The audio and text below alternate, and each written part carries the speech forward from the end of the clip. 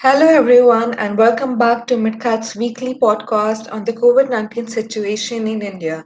I'm Nikita Kohli, a geopolitical intelligence analyst at Midcat Advisory Services, and I'll be taking you through the numbers of the novel coronavirus infection in India and the meaning behind it. I will be using the numbers of 27th August as have been flashed on your screen to be able to get a better understanding of the situation as it is with infection in India. I will be looking at the numbers at the national level and then subsequently at the regional level. Looking first at the nationwide analysis, we see that the number of confirmed COVID 19 cases in India has now crossed 3.3 million. With this, India retains its position as the third country with maximum COVID 19 cases. Just the US with 6 million cases and Brazil with 3.7 million cases are ahead of India. Despite the high case count in India, we have only about 22% active case load, which is a decline of about 2% from last week. The doubling rate in India is now also decreased to 27 days, which which has decreased by about 3 days now.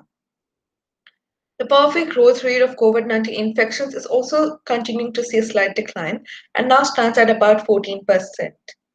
Despite this, the past week has recorded more than 60,000 new cases every single day, with the single largest increase being on 26th August with more than 75,000 new cases.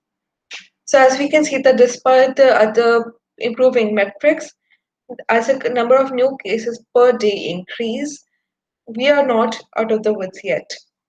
In fact, the per day new cases will be the new metric for us to evaluate the way the situation moves ahead in India. Looking next at the deaths caused due to COVID 19, we see that as of 27th of August, there were 60,500 deaths due to the disease. This means that we have a case fatality rate of 1.8%, which is comparatively less as compared to other countries with similar rates of infection. The past week saw about 5.6 thousand additional deaths, despite the fact that we saw about 800 additional deaths per day. The single largest increase in the past week was on 25th of August, with just over 1,000 new deaths recorded that day. Despite this, the per week growth rate of deaths has seen a slight decline and now stands about 10% increase between 20th and 27th of August. Looking at the other major trends in India, we see that we recorded over 400,000 additional cases between 20th and 27th of August, which is a slight decline from the 4,000 400,000 deaths that we recorded last week. The number of recoveries also continues to increase, and we presently have about 2.5 million recoveries. That is, the recovery rate in India stands at 76%, contributing to about 15% of total recoveries in the world. When we look at the testing numbers, we can see clearly that it is a high numbers of samples which have been tested as per ICMR, which is at 38 million, which shows the sudden increase in cases across the country. In fact, almost a million tests of these have been done in the past 24 hours alone, that is on 26th of August, which led to a test positivity rate of 8.5%. The testing capacity has actually gone up quite significantly in India. From 23rd of January, when we had only one COVID 19 testing lab in Pune, the number of testing labs has now increased to about 1,500 across the country. Of course, means that we are looking at both PCR as well as rapid antigen tests, but it is about the number of times the rapid antigen test is being prescribed and the number of times we are doing the PCR test. With the PCR test is almost always prescribed after a positive rapid antigen test, which shows that we are working through it in a very different manner. It is another test that actually shows the way the infection is spreading in the country, which is a serological survey. The second serological survey was conducted recently in Delhi, and it has shown a very different perception to what we had. It has shown that the prevalence rate of about 35% amongst children, that is, children between ages of 5 and 17, are showing a much larger percentage of antibodies being developed to COVID 19. This shows that perhaps children are not as antithetic to the disease, but in fact may be just antisymptomatic carriers. When we look at the R value of the reproduction number of COVID 19, we see that it has seen a slight decline. It has gone from 1.05 to 1.04. And we also see that the R value for Assam, Tamil Nadu, West Bengal, and Bihar has also dipped below 1.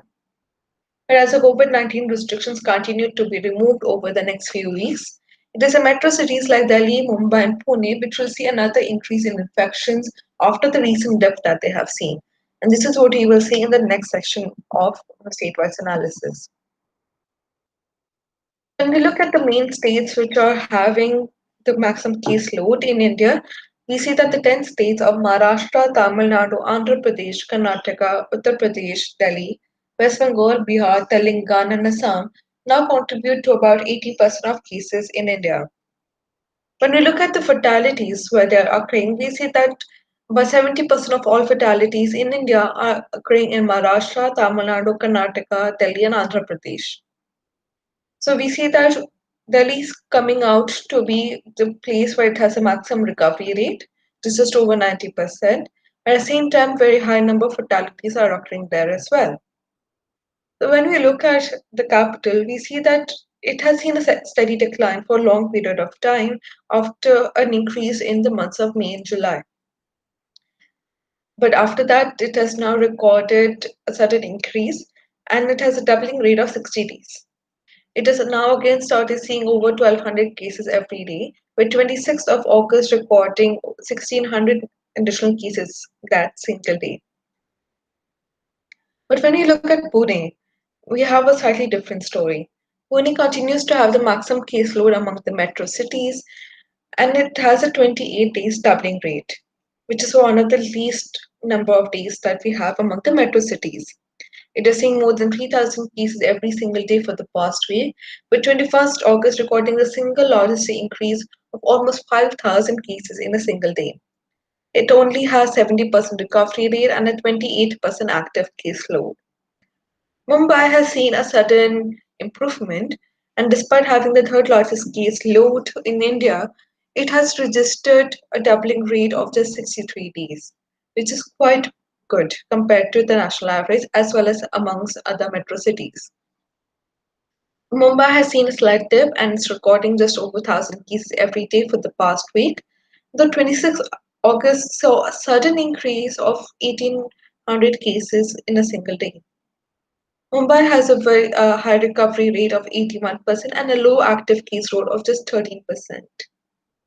When you look at Bengaluru, it continues to be one of the worst performing metro cities despite ranking fifth as per caseload. It has a doubling rate of 25 days, which is the least that we have, that is even worse than Pune. Pune, if you remember, has 28 days doubling rate, Bengaluru has 25.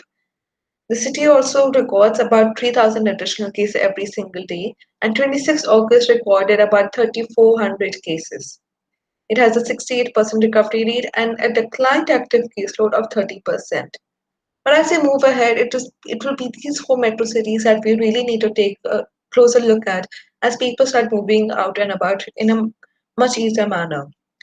As Unlock 4 starts and the new regulations come out, it is expected that the metros in these cities will be allowed to restart. That will see a large number of people moving up together once again, which might see a further increase in the caseload.